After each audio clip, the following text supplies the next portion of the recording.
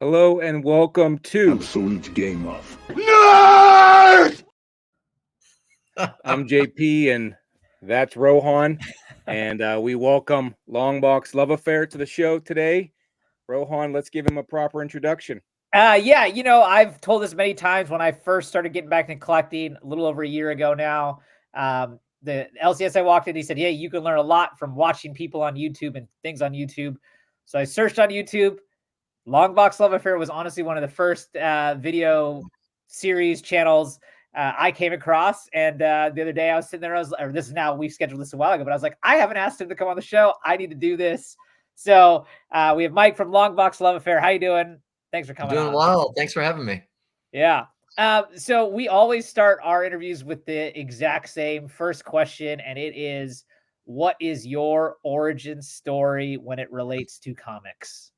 Gosh, well, before I get into that, I'm I'm honored that I was one of your first YouTube finds. I had no idea when I first started hunting in YouTube. I was looking for like storage unit reveals and like because you see these shows like Storage Wars and you never saw the comics in Storage Wars, and so I wanted to see comics. So I just stumbled upon the whole YouTube phenomenon. So I'm glad you found my channel. It's been fun over the past 6 or 7, maybe 8 years. I can't even remember. Oh, wow. So yeah, my origin story. So I was thinking a little bit about this, and I think it really jumps back all the way to fifth grade for me, which, gosh, in the mid to late 80s. And Indiana Jones and the Last Crusade was the movie that was out. And I was on a big road trip with my grandparents from Myrtle Beach going to Western New York. They were taking me back home. I spent some of the summer with them. And my grandfather bought me Indiana Jones and the Last Crusade #1 in a gas station. And I read that thing cover to cover multiple times on that trip. And it kind of planted the seed for me to, kind of like, oh, this is kind of a fun art form. I may have known about Spider-Man through cartoons or Avengers or what have you, but to read the comics, I was like, oh, this is kind of cool. And then, so I credit my grandfather, and I went back to visit another time, and he had found comic books at like a Family Dollar or something else down south. And it was racks of Fantastic Four in the 200s. And so one of my first main Marvel comics, aside from the Indiana Jones adaptation, was the Fantastic Four issue where Jean Grey returns. She's found in the bottom of the Hudson after, she was thought dead after the Phoenix Saga. So that was one of the first comic books. So like the John Byrne Fantastic Four time frame. So those were like early formative years in my collecting. And we got those for like 30 cents, $1, whatever it might have been. And just kind of a mass collection of comic books from Family Dollar, from flea markets, cheapies that were out there. And I just kind of got the bug and just, was not reading in sequential order. It was just, whatever I found. And you kind of fast forward a couple years, I stumbled into my college town comic book store that had been there for years. And I just never had worked up the courage to go in as a kid. And that's around the time Sleepwalker happened in Marvel Comics, as well as Teenage Mutant Ninja Turtle Adventures, not the Mirage series, but the Archie series. So those are two books that I read pretty religiously for like a half a year or so until I got introduced to Spider-Man #1, the Todd McFarlane run in 1990, X-Men #1. I mean, X-Men #1 was probably my first X-Men comic. And how cool was that? I mean, so many word bubbles on that damn page. The Jim Lee artwork. I mean, Jim Lee's my top artist these days. I have a roster of artists in my mind that I was like, I want sketches from, and Jim Lee's certainly at the top. And I would have to say that's because of my origin, my entry point into comics. And so I really credit it all to my grandfather, and just, trying to keep a kid quiet in the back seat, and knew that I was into Indiana Jones, and and got me the comic book. And I think I actually had sold it with part of my collection inadvertently a long time ago. And I went back, and a dealer at a convention a couple of years ago had the whole set, number 1 through 4, which I never had. So I went back and I purchased that. So I still have that. Those are probably ones I will never sell, because I do sell some things. I don't sell everything, but there's definitely sentimental value in keeping those, and probably rereading them at some point, because I only ever read issue number 1. I never had issue 2, 3, or 4. I knew how it ended. Yeah, we always talk about, I mean, both that X-Men one that you mentioned and the Todd McFarlane Spider-Man one, like, I could not think of 2 more books that were more prominent in anyone in our kind of generation's age. Like, we all had them, and we all thought we were going to get rich because we had number 1. Little did we know how many ones there were made. Right. But yeah, as kids, like, I must have read those, traded those with back and forth, I don't know how many times. So yeah, I think you're kind of right in the same boat as us with that. Has it been a nonstop love affair, we'll say, with the long box since then, or was there a break? Or there was a little break for college. So I graduated high school in 97, and probably a year or 2 before that, I had taken a break. I distinctly remember Operation Zero Tolerance in X-Men, with the Bastion storyline, and being kind of lost in that. And I think right around then I stopped. I don't know if it's because of that or not, but I also just, life, you're getting ready to go to college and everything like that. So I took a break from probably 1995 or 1996 until probably 2001, and came back in around the time where Marvel started doing the end storylines. So I got the Hulk The End, which was supposed to be the last Hulk story. I remember picking that up and being like, okay, let me check this out. I bought myself a subscription to Wizard, and I was like, okay, let me get a lay of the land. But also it was the time of the Amazing Spider-Man issue number 36, the World Trade Center story, which brought me back to the John Romita Jr. time period when I knew him 10 years prior or so in his artwork, but also the just got me reinvigorated to like, okay, we got new X-Men with Frank Quitely and Grant Morrison, which I started reading that at the beginning. It was at the newsstand in the Tops grocery store, where I went to school. And then it was that World Trade Center issue for Amazing Spider-Man 36. And so those sort of brought me back in. I thought those were both amazing stories and excellent artwork, everything that I love about the medium. And you don't always get that. You don't always get good story. You don't always get good artwork. And so that brought me back in and into the love affair. And I've been collecting ever since. And, for a period of time, I was doing a lot of retroactive collecting, filling the holes from 1995 to from 2001. And what did I miss? And just catching myself back up. Are you still an avid, I mean, we obviously know you're still collecting. Are you still reading actively? Yes.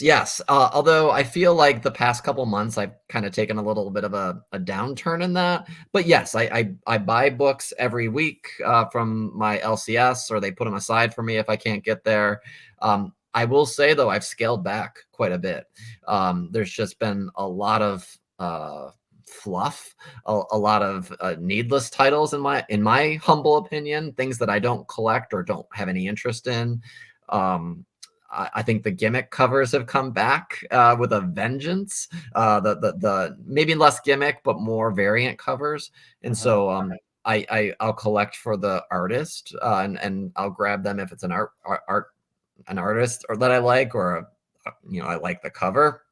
But I've really scaled back my consumption because space is finite. But also I just have taken a look at my collection. I was like, who the heck wants this when I'm dead? I mean, I've really tried to focus more on the silver, bronze books than the modern books. Curious, what are you still actively reading, and would you recommend to someone's like, I want to start reading comics today? What are some titles that you would recommend today? Yeah. So I'm definitely reading the main X-Men books and the main Spider-Man book. Okay. Those have been sort of mainstays for me for the begin with, and those are pretty mainstream, obviously. I was a big fan, and this is not current. It doesn't really answer your question per se, but I was a big fan of Invincible. Oh yeah, everyone And seems to be yeah, really into that. yeah, I was very hesitant back in the day, and then like 7 or 8 years ago, I bought issue 1 through 100 on eBay for $500, and I was like, okay, this is like $5 an issue. I'll try it out, and I devoured that stuff, and so. If anyone's looking, if you're looking for a recommendation and have never read Invincible, I highly recommend that. I've gotten several people into that book. I started reading The Deviant a couple issues I in. just heard about that today for the first time, actually. Yeah, yeah, and I'm a big horror movie buff, so I love like a darker story, and so this is definitely there. So I'm curious to see, 2 issues in, what happens there. I've been reading Something That's Killing the Children since issue 1, and I'm curious, how long he's going to sustain it. But it seems like Tinian's taken enough ups and downs and moving the story along at his own pace that we'll see how that goes. But yeah, I mean, generally, like Marvel, I've tried to jump back into Daredevil, and I jumped back out. With DC, I jumped into Batman, and then I've jumped back out. So really the main through line for me is Spider-Man and X-Men. Got it. Now, Got did it. you read Batman with Hush, the Hush series, the Hush run? Yeah, and actually that's probably the first time I came back to Batman since the 90s is the Hush Jim Lee run. Obviously because of Jim Lee and just the me being a fan of him, but I really liked what he did, and then I promptly dropped it right after that storyline ended. We have a good friend who's one of the few modern comic readers, or continue to read the new stuff coming out. And his 2 biggest recommendations right now, he always says, actually are Batman and Daredevil, which are both written by Chip Zdarsky. Yeah. So Chip is great. He did Sex Criminals, right? I honestly, I have very little knowledge of kind of the new scene in comics, so I'm not 100% sure on that. That is another series. That was an Image series several years ago now, and it's done. It had, I don't know, 30 some odd issues or so. I felt like, especially for the first 2 or 3 storylines, it was such a strong read. It was really interesting, quirky, funny. It's mature audiences, but that was very good too. Yeah. Do you But consider do you consider yourself? I know you both key collect and run collect, it sounds. Do you find yourself leaning more towards one or the other, or would you say you're kind of just right down the middle? If you asked me this question 5 years ago, I'd say run collecting. Now I've really tried to shift it more so out of space and time energy, putting behind it, but also just being bitter that I didn't buy 10 bulk 181s when I could have. That would have been amazing, but I instead focused on a lot of the minutia out there, a lot of the $1, $2 books at the time, and so that strategy worked for me at that time, but I really wish I had a more of a key mentality 5 years ago. So when I'm looking at stuff now, I mean, so I feel pretty happy. I have my X-Men run, I have my Spider-Man run, and those are the runs I've always wanted, and I got them. And I think was it last year I got my Amazing Fantasy 15. I wish talk about that later. Yeah. Yeah, I wish I waited a little bit longer. Could have got a higher grade for about the same price or less. But I mean, can't be bitter. I got it. But those are the runs, and I think everything else right now that I'm collecting are like, I'm collecting doubles of things that I just really love.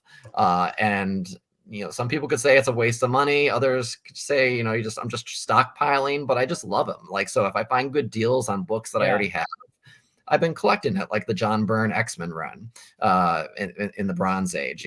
Every time I find those affordably, I pick them up. Spider-Man a little bit less so. I'm not picking as much of them up because I have them, but I'm trying to pick up upgrades if I find them, better condition. I have a couple books on my radar that if I find a nicer copy, I'm going to pick it up. So when I watch videos on your channel, you're always going to a con here or going to an LCS there, or when you're on vacation stuff. Are all of your books solely sourced from in-person purchasing, or do you buy off online as well? Yeah, I'll buy online. I mean, I binge.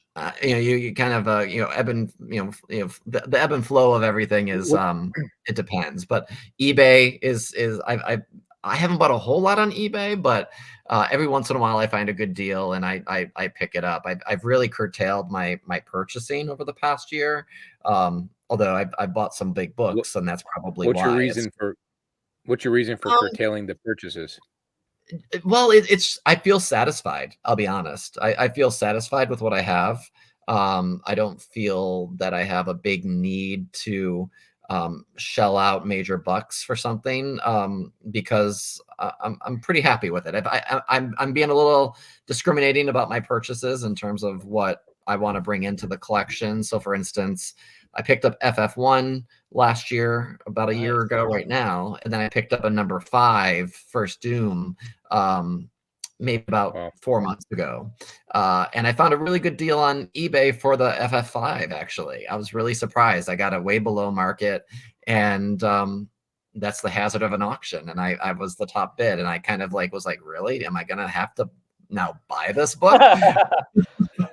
But it was a good price. So I can't, you got to take advantage of that when that happens. It doesn't always happen that way. But so I did buy those big books. So I've scaled back and not spending a whole lot. And so it's really just about, what I'm looking for at the moment. And sometimes I just don't find it. So I went to a con. So Rohan, you were talking about me always going to a con, and there's a lot of local cons near me that happen once a month, or sometimes there's 2 a month in different locations. These are small fire halls that the dealers are almost always the same dealer. I'm sorry, what was that? What were you located at? What's your I'm in the DC area. DC, Okay. Northern Virginia, Maryland. And so there's sometimes a con in Maryland, sometimes a con in Virginia. There's almost never a con in DC, but they're all in the suburbs. And those are great. So it's great to source stuff. But the only downside is if you're like me that have gone to these cons for years and years and years, and sometimes you're going every month or two, it's usually the same dealers. So the stock doesn't change all that much. So the last time I went, I was like, I probably don't need to come back for a couple months. I can take a break. I only bought 1 book. I spent $1. I spent more to get in the door than I did to buy the book. But it's fun to be there and see friends and people. So that's the upside. But for me, I have a very specific list of keys that I'm looking for, and so it probably doesn't make as much sense for me to go to this all the time. Yeah. Also, I've said from watching your videos, you're obviously, and you even mentioned it earlier, a big fan of when you do go to these shows and they have artists that you're fans of, is getting commissions done. Can you talk a little bit about that? Because that's something we don't have too many people on here that do. Yeah. So that's actually that gives me something to do at conventions other than just buy mass quantities of books. Because otherwise then you're just getting and pulling dollar books or pulling keys and spending a lot of money. I've really enjoyed going to conventions that have artists that I'm looking for that who's everybody? Yeah, now you're back. You there? I'm not sure. Okay, we can hear you now. We got you back. Yeah. Oh, froze again. You there? Say I got the last part of that. I said you kind of when we lost it, you were talking about how you do the commissions because it gives you something to put your money towards without having to go buy big piles of books. But also I'm an art guy, so I love the idea of having a chance to engage with a laundry list of artists for a particular con and see what I can do. I mean, take the gamble and try to get them to do a piece of art that is just for me. I started out. My first one was in like 2015 with George Perez. So I did some research and I was like, I want to start a sketchbook. This was before I knew blank comic book covers existed. So I was like, let me do a sketchbook. And I had him do a Thanos for me. I waited a couple hours in line. I was, beeline to his booth.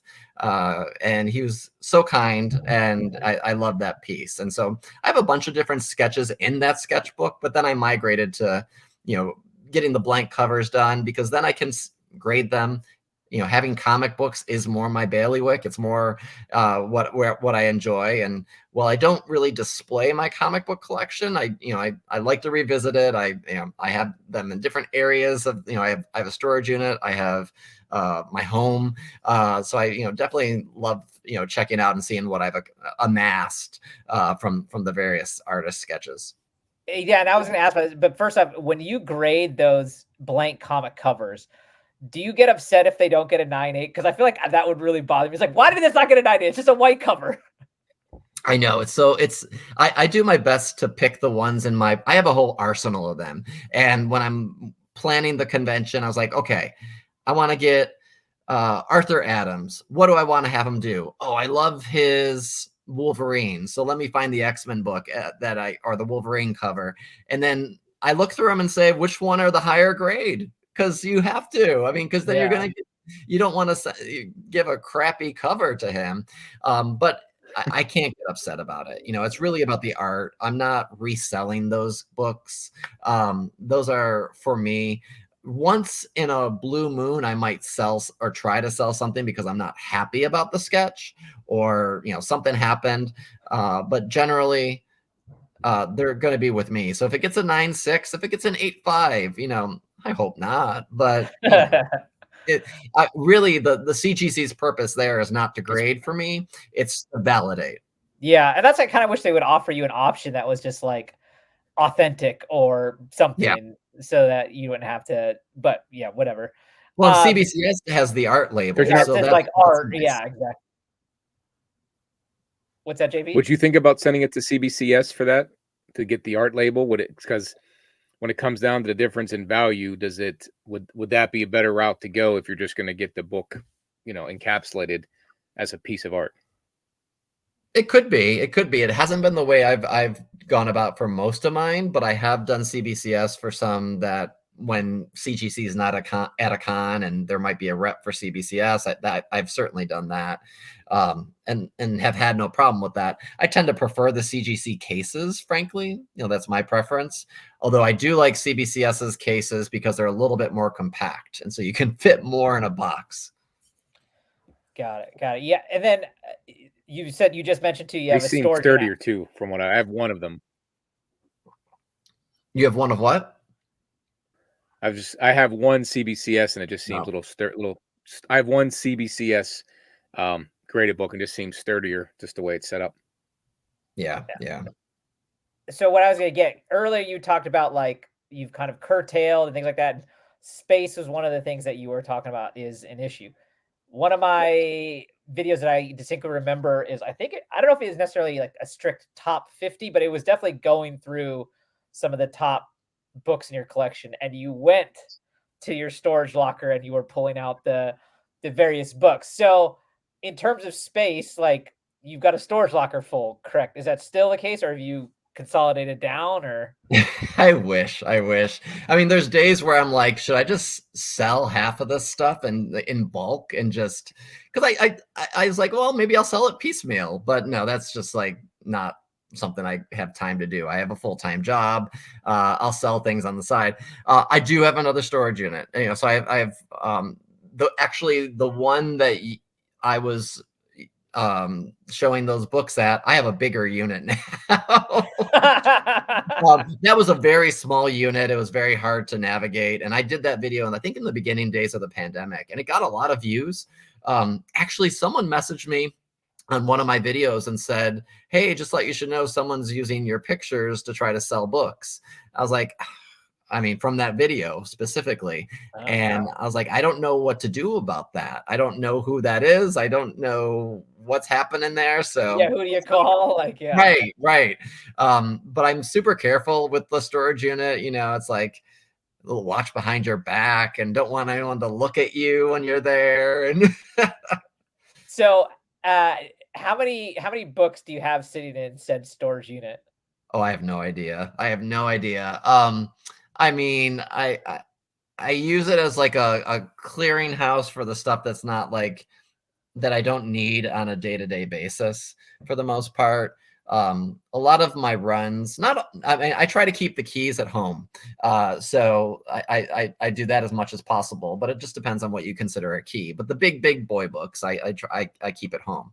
And then, you know, I have long boxes in there. I have slabs in there. I have like random crap, and then I have my Christmas decorations and everything. Okay, I was gonna ask, is there anything besides comics? But apparently, okay, yeah. Well, the thing to say, and you know, anyone watching this might be like, why the heck does he have a storage unit? I live in a city. I don't have space. I have a condo. I don't have a big house like some people have the luxury of, which is great. You know, like I love being in the city, but the downside is I just don't have my own comic room, or like the storage is not optimal, I should say. I definitely have storage space, but not as much as I'd love to for everything. Yeah, I mean, I have a house and I don't have a comic room, so Yeah. it's totally fine. I don't feel so bad then. Yeah, I'm just curious though, how often do you drive to the storage unit to peruse the collection there? It depends. I mean, sometimes it's once a week. Sometimes it's once a month. It depends on how active I am with selling, or if I want to pull something to sell. And you know, I used to do a thing where I would like bring a box from storage to home, and then those were the books I was going to try to sell for that week or that month, and I put them on eBay, or I started experimenting with Whatnot. It's not the best. And then whatever I didn't sell would go back to storage, but it would go back into a different section of my unit, so that I knew that those were ones I've already, you know, looked through and they're organized in a certain way. And yeah, so not often, but often enough, I think. When I watch a lot of your videos, you're a big comic book grader. Yeah. Are you still in that mode of like grading? And the reason why I ask is obviously we have this recent scandal, whatever you call it, and we don't need to go into the details of all that. I'm just kind of curious if that has influenced your thoughts on grading, or the process of grading, or the amount you grade, or anything like that. Yeah, I mean, so I haven't graded a whole lot lately, not because of any of those issues out there. It's just I haven't gotten my ass in gear. I've had a pile of books that have been ready to go to the presser, because they're ones that I think could just use an extra TLC to have a guy that does pressing just, you know, flatten them out, clean them off a little bit, see if I can get a higher grade. So actually, funny you say this, I just sent them out today to the presser. I sent about 32 books. No.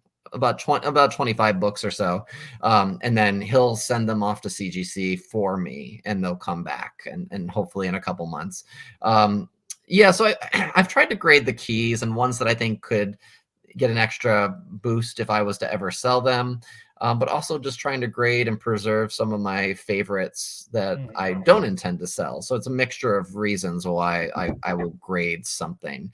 And the same is true with this batch. So I have a couple Uncanny X-Men 266, first appearance of Gambit.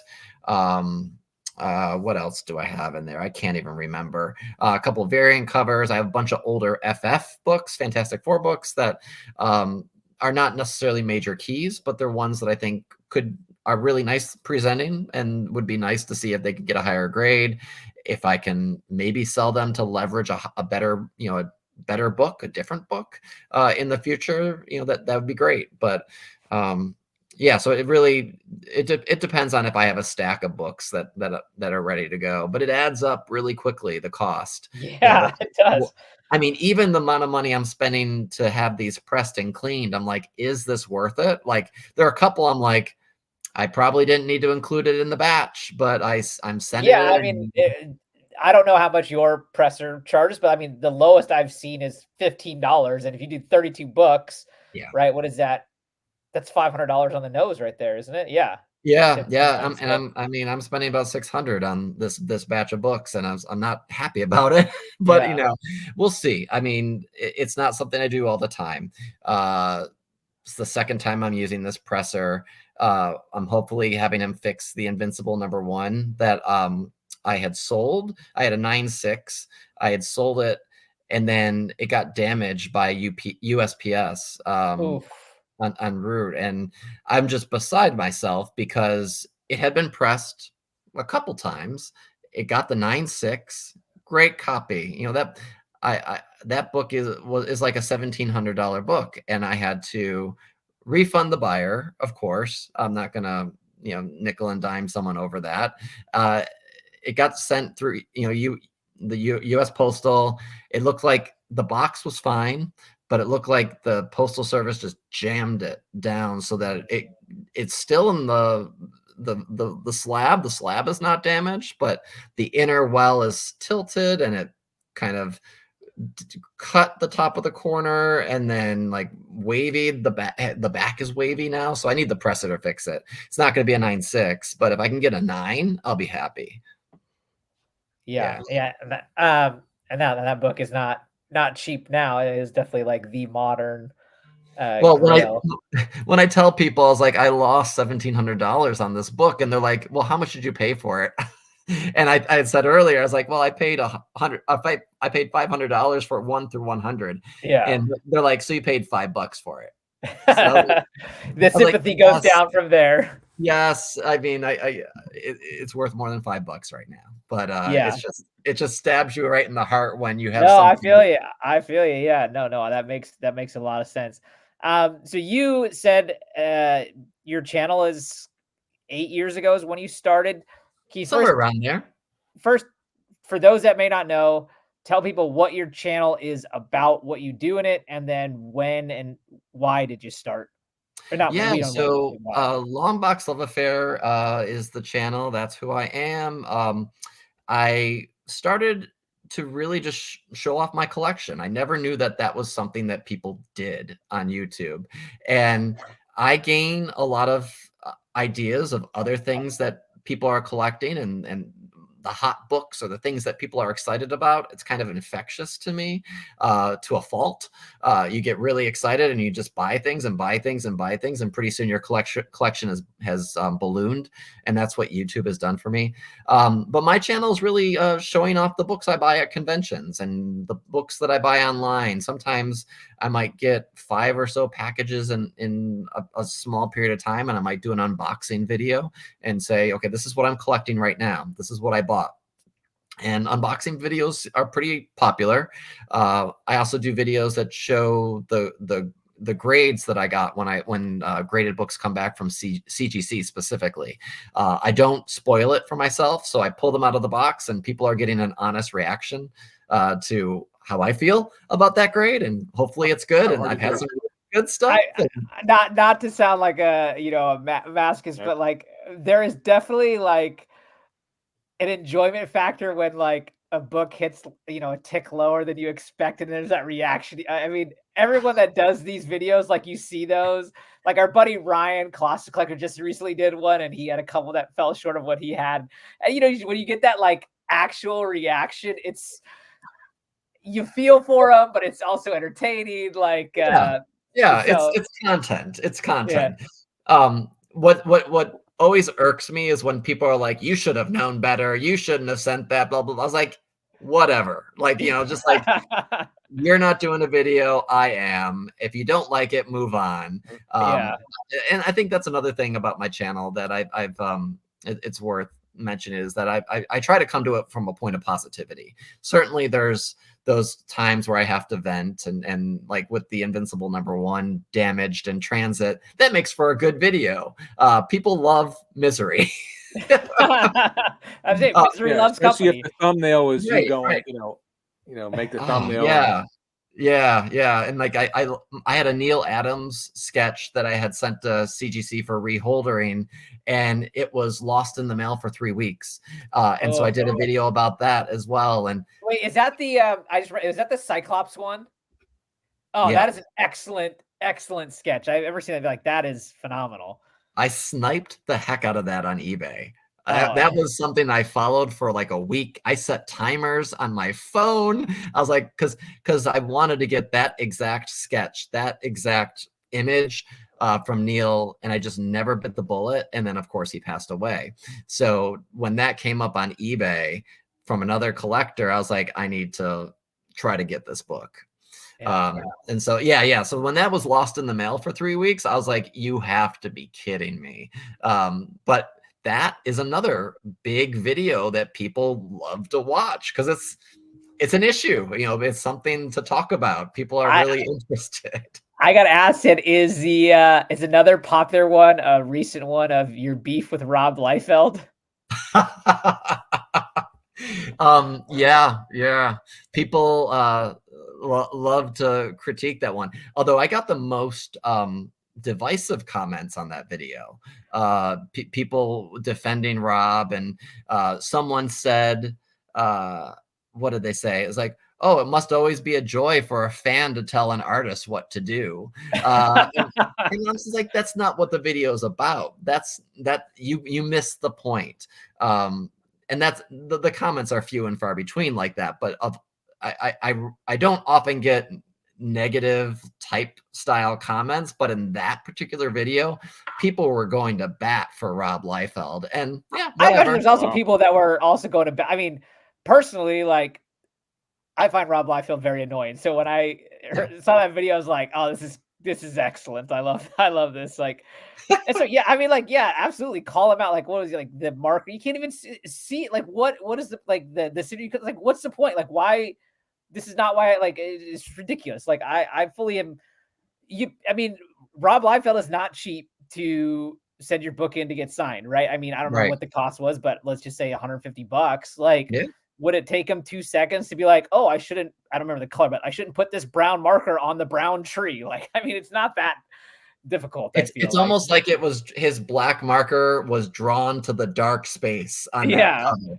It's like, magnet. Yeah. I mean, and he blocked me because I mentioned something on Instagram, and my comment was so respectful in terms of how I phrased it. I was like, how can I phrase this that I don't get blocked? And I still got blocked.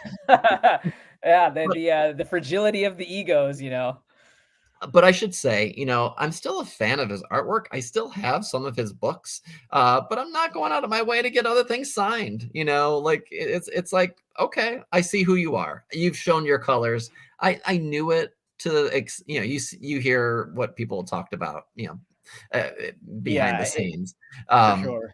Yeah, and so it is what it is. I mean, it's not to like talk trash here, but like since you also mentioned earlier that Jim Lee is your favorite, I just thought it was. I mean, when he earlier this year was like, those of you who think Jim Lee draws a better or Wolverine than me are just like blinded by your nostalgic love, and I'm just like, bro, there's just no point to tweet that because like this isn't even a debate. Like, why would no you one's bash comparing it. Yeah, there's no Why reason would for you you to bash Jim Lee. Like, it's just like, goodness, man. I caught part of that when he said it, through the other message boards or whatever, and I was like, okay, all right, whatever. I mean, typical. The thing of the '90s artists, though, not to go too far off kilt here, but you had like some definite personalities between McFarlane, Jim Lee, not so much personality, but they were all very different artists, and everyone at that time loved them together. And then as we got to know them, you find out what they're really like, right? Jim Lee's kind of more of an open, accepting, and seems like he's very, the changes in the comic book because of what he's been doing, like diversity and whatnot. and Liefeld is, just tooting his own horn, and McFarlane's just, the Godfather as always. He's just off, Yeah, doing he's what he doing his wants to thing. do. So they were so enjoyable to collect, and then they are so different now. You never meet your heroes, as they say. Never meet your heroes, because you'll be disappointed. And that's exactly how I felt with this particular instance when he blocked me, and then I get the books back, and it is what it is. I was like, okay, I'm a big boy. I can deal with it. But, thank God I wasn't a little kid, Yeah. then Oh, yeah. really idolized him. I was like, okay, well, whatever. Yeah, Yeah. that'd have been tough. So you talked about it also earlier. It was one of the videos you posted this year. You got an AF-15. Yeah. Is that your mountaintop, or where does it go from there? Yeah, I mean, it is. It was the book I never thought I could own. And for those that watched the video, and as you probably saw, I kind of cut the video in the middle because I was like, I teared up. I can't, I needed to have a moment. And then, and then I had my moment and I jumped back on the video. It was the one that I've always wanted. But like as a kid, never dreamed, these are the things you just never dream of. And I'm fortunate that I've, I'm where I am in my life, and I've been able to save some money and sell some books to really go towards this. Thank you, Invincible. And thank you, Something is Killing the Children, and some of the other ones. That's like, so I've really spent several years trying to get to that goal. And I would talk to a couple of the YouTubers like Alex the Comic Hoarder. He's one of my first YouTubers when I first started thinking about doing this. I stumbled upon his channel, and he and I would chat a lot at that time about our journey to try to get that AF-15. And so I had been working for a long time to get that. And at that moment, it's like, that is the pinnacle. And I still feel that's the case. I don't ever think I'm going to get an Action Comics 1 or any of those like monstrous books. AF-15 is monstrous, but not that. And you climbed your mountain, but you don't feel a need to climb another mountain. I mean, that's there are definitely keys that I want, but there are not keys of that magnitude. You're right. Exactly. Yeah, contempt. Yeah. You feel contempt once you got it. Yeah, I mean, honestly, I may have mentioned this earlier. It's like a feeling of satisfaction. I feel satisfied with my collection. I feel content with it. I'm happy with it. Right now, I'm thinking about how I can pare down a little bit, and that includes weekly comics that are the base price. But where do I pare down there? What runs that I currently have in my collection do I not need? What storylines or what titles? Because you amass a lot. But there are other keys that I want, but like I just feel satisfied. I feel less pressure. I'll be completely honest. I feel like I'm not rushing to the finish line like I was trying to do with the AF-15, if that makes sense. Yeah, no, totally. Mm-hmm. Yeah. What remind me again, that video's now, I can't, what was the grade on it? Oh gosh, it was a 1.5. It was low grade. That is my jam for those. I'm all about it. Yeah. It's and what kills me is I could have waited a year and a half or whatever and gotten probably a 2.5 for a little bit less than what I paid for the 1.5. I saw one for sale recently, and so that kills me. But at the end of the day, you can't dwell on that. I keep on telling myself, I mean, the market goes up and down. And so we didn't know what the market was doing. And I thought I kind of caught it going down, but yet there's still there was some more downward. Well, what I actually really like, and we have this group text thread where we talk about comic books and stuff. And what I really like, again, because I don't have the money to buy these books in super high grade. So I try to find low grade for good price, but present well. Yep. Right. And what I really like about, I mean, you're talking about a 1.5, like what's great about AF-15 is that floor at the bottom is almost set, right? Like a 0.5 still goes for 12 to 14,000, right? Whereas like the high end of the grade, I mean, it's got peaks and valleys of tens of thousands of dollars, right? But there's always someone that wants to get into an AF-15 no matter what. So that floor is fairly stable. And you can use that kind of concept for any of these major keys, right? Because they are very popular books. They're very desirable books. And so having a low grade, I think is honestly, like, in terms of an investment, is a solid one, because it's like you're almost not over the long run gonna, like, for example, like I used today when we were talking, Teenage Mutant Ninja Turtles 1, the Mirage one, Right. first print, a 9.8 was 240,000. That's now selling towards 120,000 now, right? I mean, that's a 6-figure drop. Obviously, that's an extreme case, Right. but you get my point. Like a still lower grade TMNT 1, the floor level is relatively still close to the floor level as always has been, or has been in recent past. And it's an I mean, the lower level, yes. A lot of people can get in there. So if you need that entry level copy, yeah.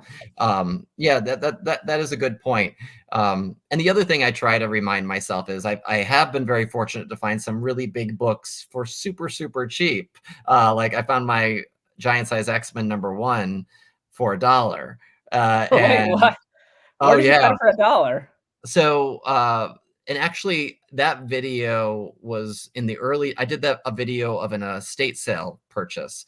So, it was a 2-parter and I went to this, My dream. That's my total dream, to find something like that for $1. My goodness. Is this, I remember an estate sale video where you found a Batman 423 and then you graded it and it came back a 9.8. Oh, that's a different one. Yeah. Oh, okay, so it's a different one. And I bought that Batman for $8.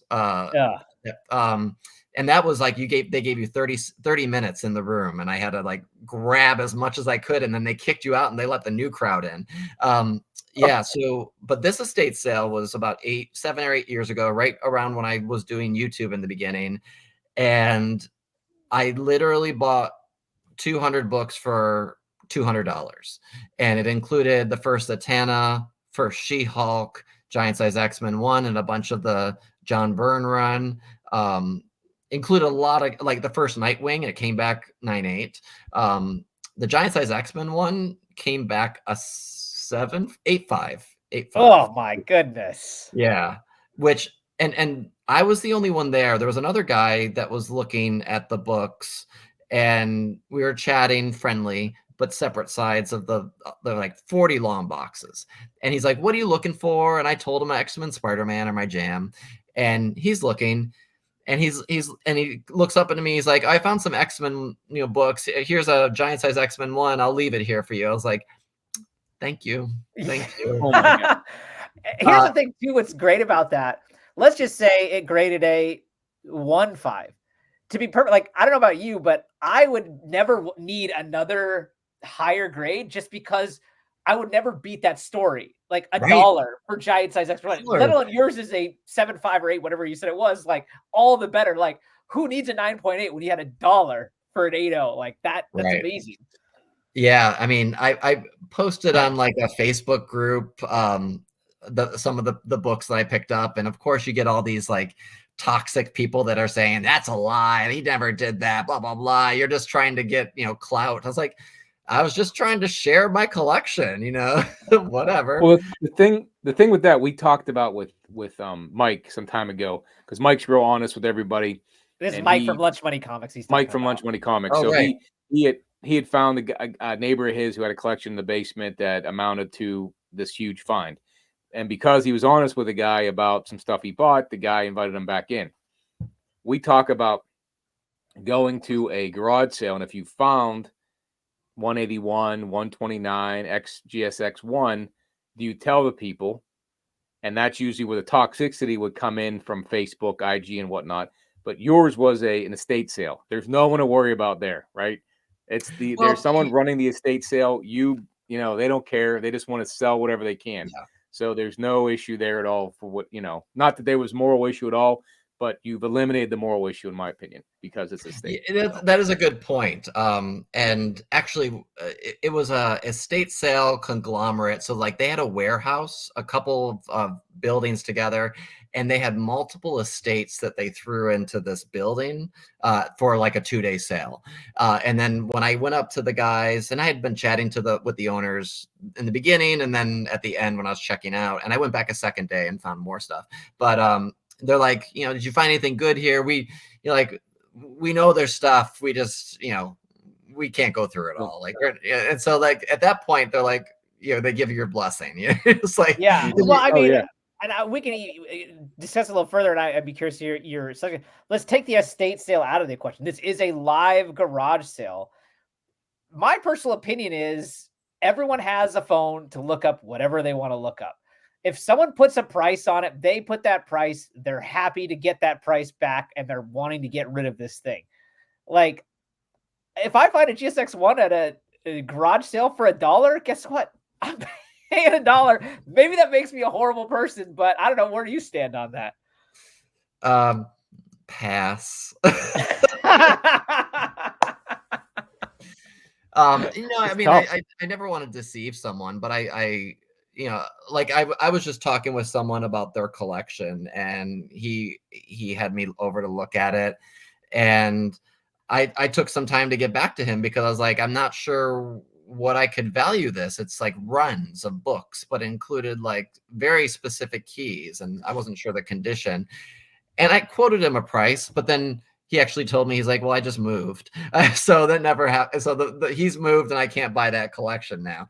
But I spent some time thinking about it, but I was like, I don't want to devalue your books. I mean, yes, if I'm buying things in bulk, usually this is the going rate for, books, but you definitely have some keys. So let's talk about this. So him asking you to value it though is different from someone or anyone, perusing a flea market or whatever. And they've already priced it. They've already moved on mentally. Like that's the scenario where I'm talking about where it's like, yeah, if someone was like, Rohan, what is this book worth? I'm not going to lie to him to score it. Oh yeah. Yeah. But again, if I go to a flea market and I see it there for $5, I'm going to hand him $5 and I'm going to walk out the door. Yeah. No, I think I'm in that camp. I mean, as long as I'm not looking at someone who's senile, who, yes, the various nuances that we could apply here are different.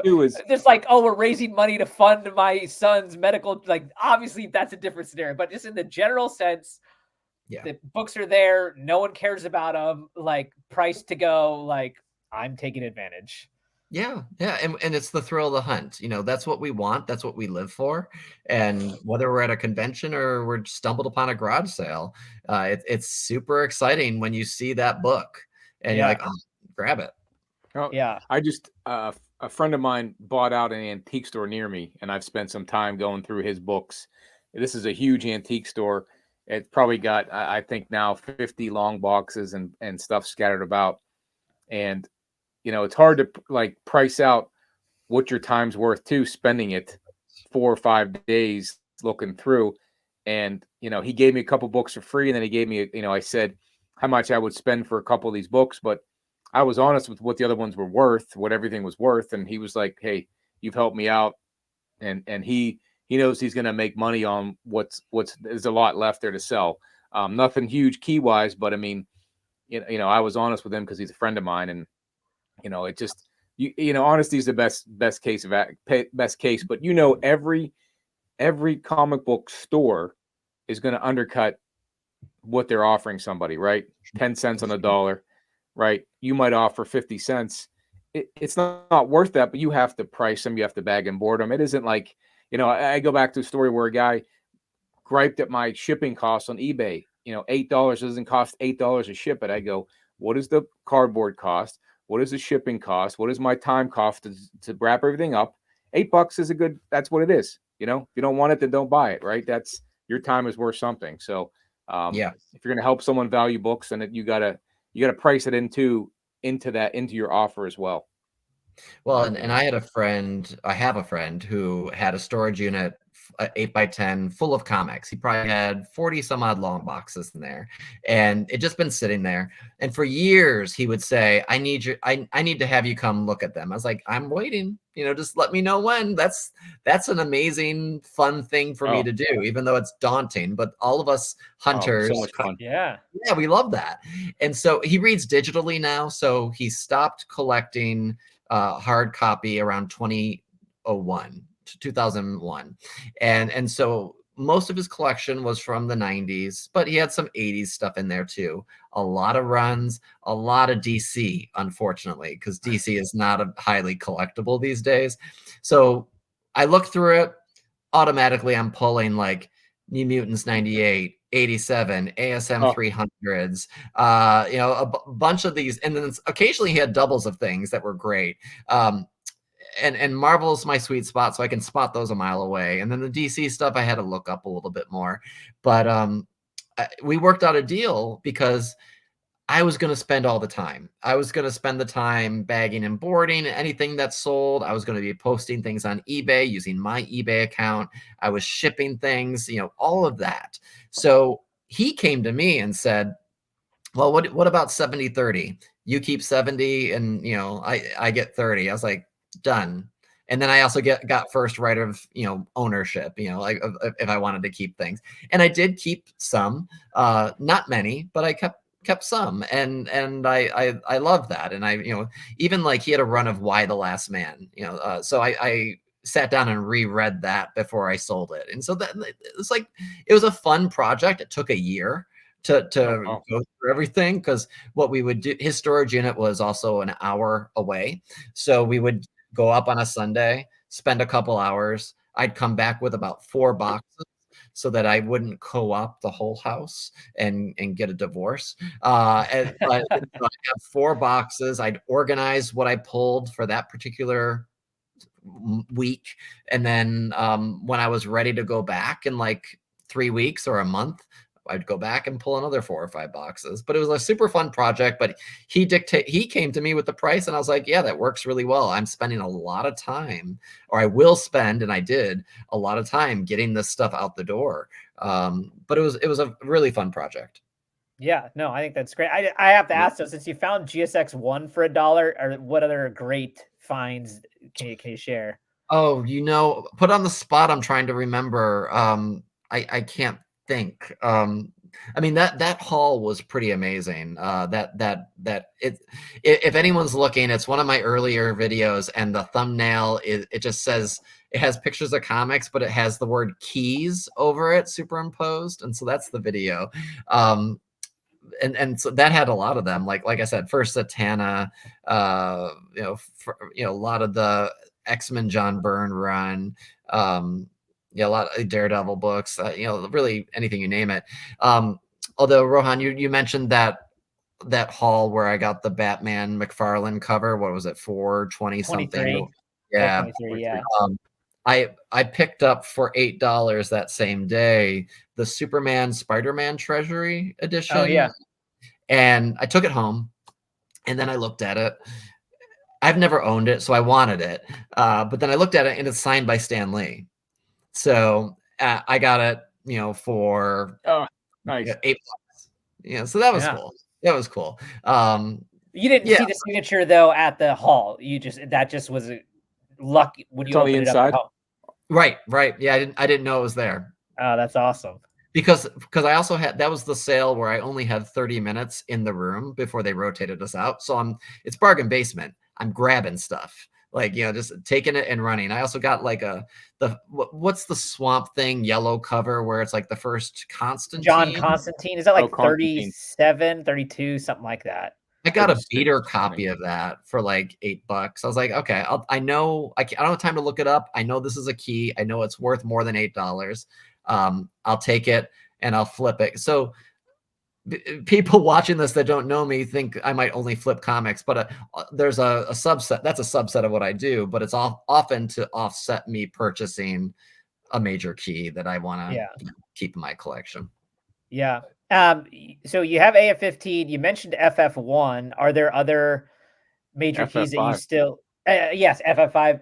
Are there Well, other? that and FF1. So that's crazy Yeah. to have both of those, you know, Yeah. My in the question though same is, year. are there goals for other keys of similar stature still to come, or it's like what are you hunting now?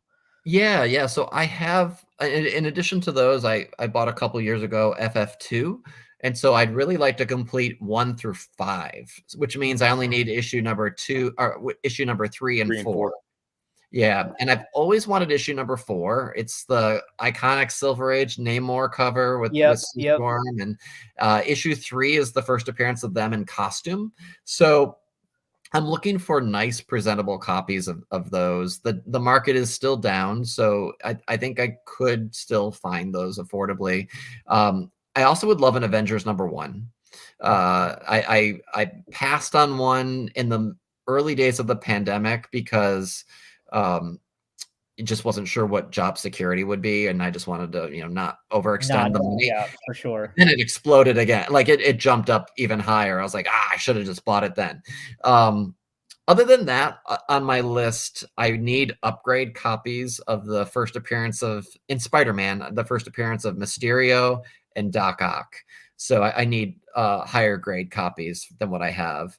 And then I'd like to get a graded copy of the Spider-Man 121, the death of Gwen Gwen Stacy. Stacy. Yeah. Now you said that you have your bread and butter was Spider-Man and X-Men. Yeah. So do you have you said that you have a full X-Men run, or you have a I burn do. run?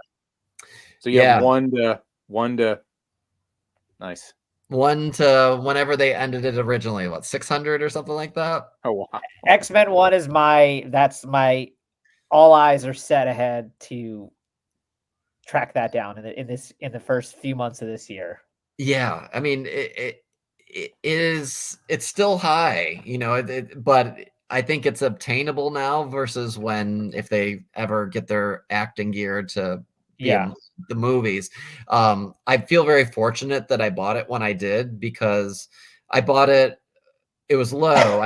I bought a 2.5 graded. I cracked it, and I had Stan Lee sign it. He was coming to town, and I bought that specifically because I wanted Stan's signature, and so I bought the Stan. I remember that video too when you talked about that. Yeah, and so I love having that. It's a fun memory. I spent like $2,100 on that book, and now it came back at $2,100 for a 2.5 is great. I would love that. Yeah. So now that I'm like I said, you give a little, you take a little. It's like I feel like I got my AF-15 and I could have had a better grade later, but I got my X-Men 1 and I got a decent deal on it comparatively. So yeah. Yeah. But yeah, well, good luck with the X-Men 1. I think that's a great book to have. That's another, like, you can't go wrong.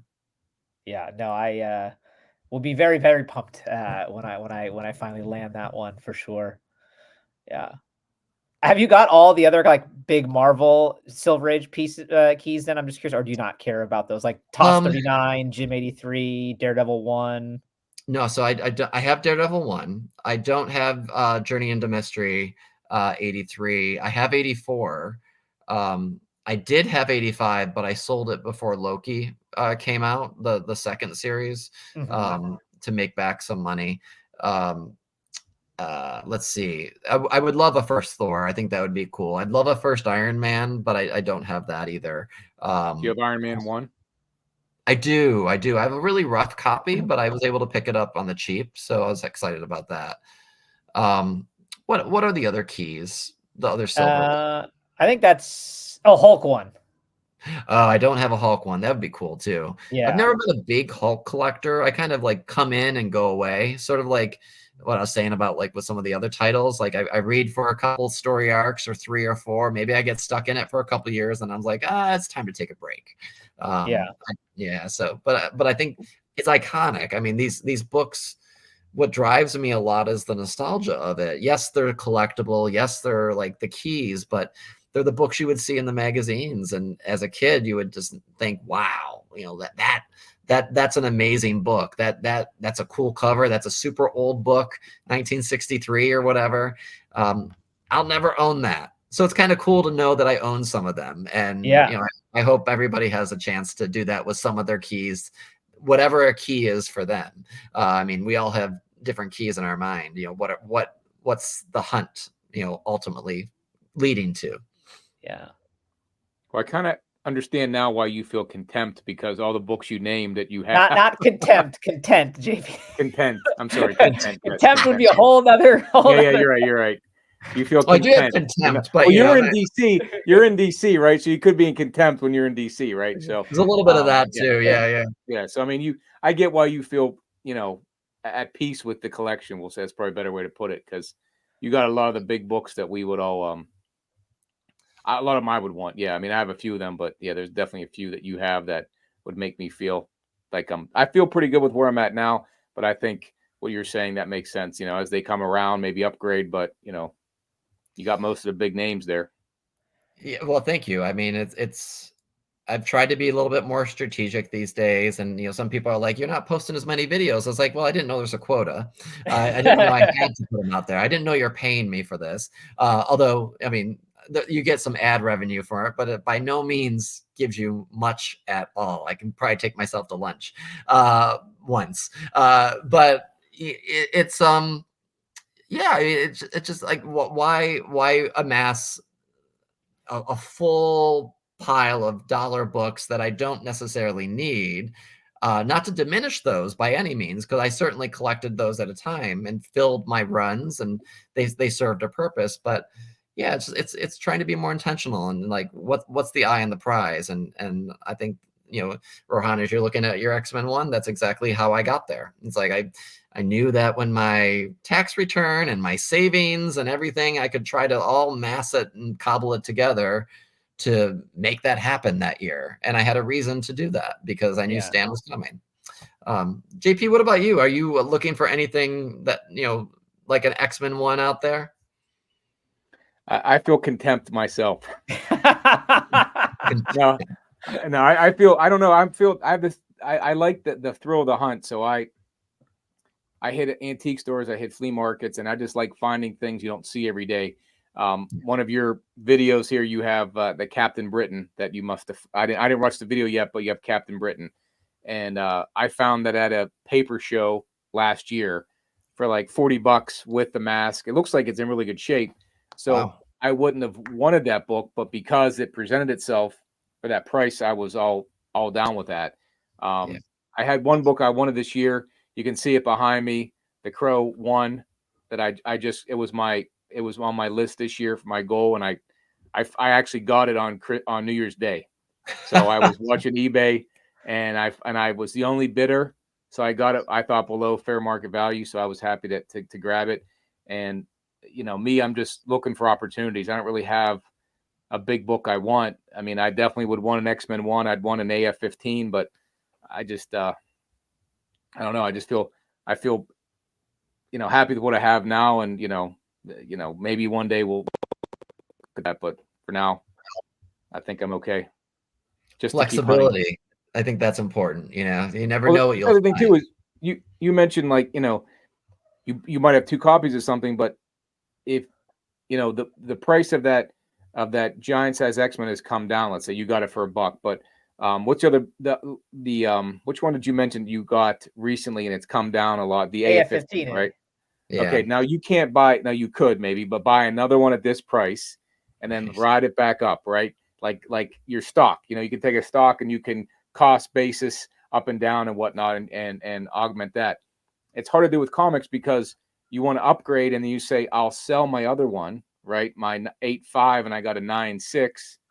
But now you're trying to sell the 8.5 for a lower price, and you're not going to make as much money. You're like, why sell it and lose $50, $200? I'll just keep it. Yeah. And it didn't work out. Now you got two of the same book that you didn't get the chance to sell. So unless you want to take the back. I would explain where you and I think, like we put our eyes on X-Men 1, let's just say, and there's the thrill of the hunt. I describe JP more of a thrill of the score. Like, when this guy goes with an antique store and comes away with some unique find, and he tells me, like, that's when he has that giddiness of the thrill, right? Whereas, like, I get that same giddiness when I land the big book that I've been chasing. So I think that the thrill of the score is kind of how his direction goes. I'm the thrill of the hunt kind of side. So Yeah, and you have Looking to for have the big game. patience to find that score. I mean, you're going to antique stores or garage sales or what have you, and I've kind of gone back and forth about spending my time doing that, but it takes a lot of time to do that. So when you score, I mean, you got to feel real amazing there. Oh yeah, I mean I've had some good luck at. I found a Batman 423 at the paper show the year before. I was looking through someone's short box, and I found a newsstand version for $15. Now graded, it didn't grade at a 9.0 or anything, but it was reasonable for what I spent. But there's also the story of going to the garage sale, and I see an Atari set, $5, and I'm like, oh, you got Atari? I said, do you have any other electronics or toys or comics? And he's like, oh, you just missed it. Woman just bought all my Spider-Man comics. And I'm like, he's selling this Atari for $5, which isn't like, you might get $100 for it, but I'm like, what Spider-Man did he have? What did I miss by 5 minutes? And I was there before he opened. Here's the thing too. If JP, and he probably will for the amount of hunting he does in these kinds of places, has an equivalent, GSX-1 for $1, he's going to be walking up and down the block, showing every person that book, telling everyone he knows about it. It's going to be like he had a new child. Oh man. I expected that to happen when we first got back into collecting, and I've yet to found some good things, but nothing to that. I think I said on my video I found fourfold, nothing fourfold, mostly three-digit finds, couple $100 here. But if I could find like a four-figure, $1,500 GSX-1 for $1, or what is it now, $2,000 maybe for that type of a grade, even more than that, I think. Oh, that would be higher than that. Yeah, I would be up and down on telling everyone about that. Giving cigars out. Well, there was an estate sale I went to a couple years ago. It was actually in my hometown. I did a video on it, and that was also an amazing find. I did find some, like, first Sabretooth. I think I paid $6 for that. But it was swamped. They had lots of people around hunting. I got overloaded, and I missed some books that I know I could have snagged. Like First Thunderbolts was in a box. I totally missed it. But I got like First Defenders and the first couple issues of that. I got a full run of Ghost Rider, the original series, including issue number 1. Marvel Spotlight, not the first Ghost Rider, but the third appearance onward and things like that. So like it's fun to find those, but I bring it up because the guy who was hunting next to me actually commented on my YouTube video, and he didn't comment on my YouTube video. He found me on eBay and commented on me there, and then I talked to him a little bit. I was like, so what else did you find? And so that's when like Shang-Chi was really hot. And so he found 2 copies of the first appearance of Shang-Chi for $8. And I was like, I missed out.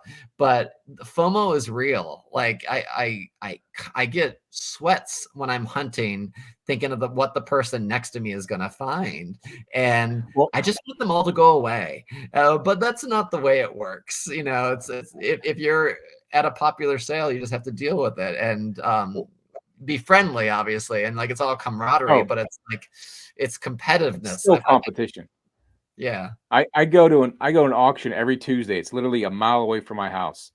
And you watch, and the fun about the auction is they don't always have comics. They sometimes have comics, they sometimes have toys, Nintendo systems and stuff.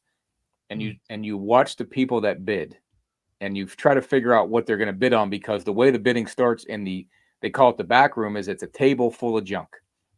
And they just start the bidding at 25 and then go down to 5 and then they build up.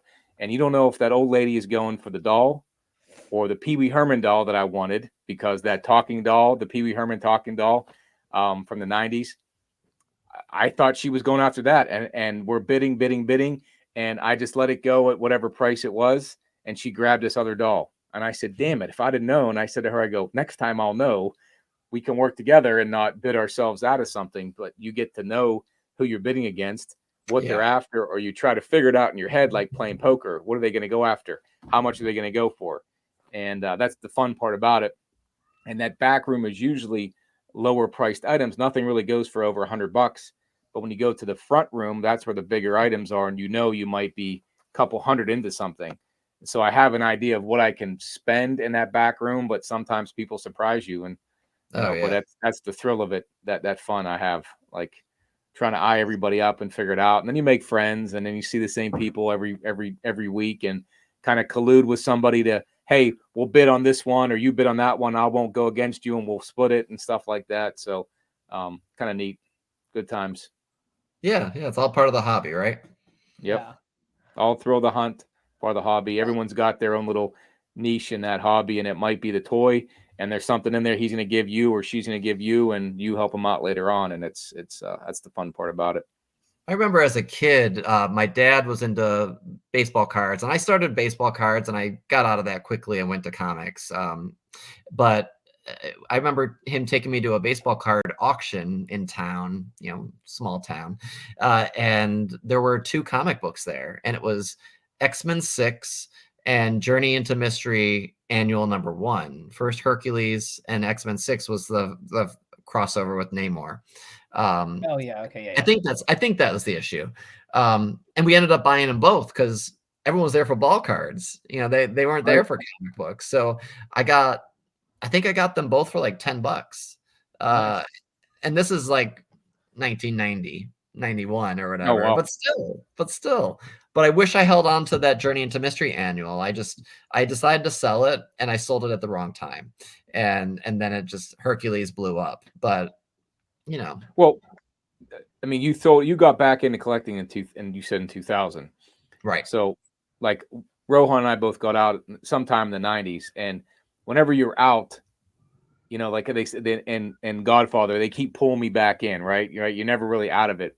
But right. Those years, and for me, at least in college, I loved the movies, whatever came out, but like those books had less value to me. So when you sold them, it was like, well, there's no value left for me. Somebody else may find it, but you look back and go, damn it, I should have kept it. But at the time, when you're out of it, you're out of it. That's how I look at it, and that's eventually what may happen with collecting now. But you've been in for 25 years now, roughly. Let's say it's not going away. Me, I'm worried that someday I might Rohan, you want to buy this stuff? Call Mike, call whoever. You want to buy this stuff? I'll ship it to you. It may happen. You never know. So, yeah. Mike, this has been awesome. Thank you for coming on. Real quick, why don't you just tell everyone where to find you, where to watch you, that kind of stuff, and then we'll wrap this thing up. Yeah. So obviously YouTube, I'm a Longbox Love Affair, just as it's said on the screen. And I have my videos there. I'm trying to get back in the swing of it. I haven't posted a whole lot over the past several months, but I'm trying to now get back into like a video every week or two, showing off what I might pick up. And then same screen name. Until then, they got 8 years of content to go through. Oh yeah. If you're new to the channel, please go backwards. I'm going back. I just subscribed and going back to watch that GSX video. So I'm gonna find that one. Good. You found the key one then. It's probably one of the more popular videos, probably within the top 10, I would imagine. Or I hope Rob Liefeld is not in the top 10. Yeah, so that's where you can find me. I'm on Instagram, the same screen name. Right on. Awesome. Yeah. JP, why don't you take us out?